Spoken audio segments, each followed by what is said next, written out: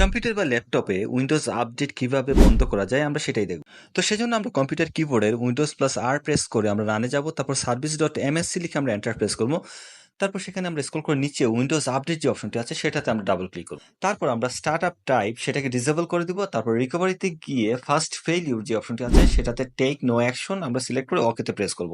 তারপরে সেটআপের জন্য আমরা উইন্ডোজ প্লাস আর এ প্রেস করব। তারপর আমরা সেখানে রেজিডিট লিখে আমরা ওকেতে প্রেস করব।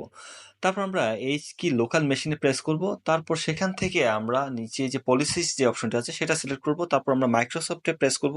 তারপর মাইক্রোসফটে রাইট বাটন ক্লিক করে আমরা নিউতে গিয়ে কিতে প্রেস করব। তারপর আমরা সেখানে উইন্ডোজ আপডেট লিখব। তারপর উইন্ডোজ আপডেটে মাউসের রাইট বাটন ক্লিক করে কিতে ক্লিক করব। তারপর সেখানে আমরা এই লিখে এন্টার প্রেস করব।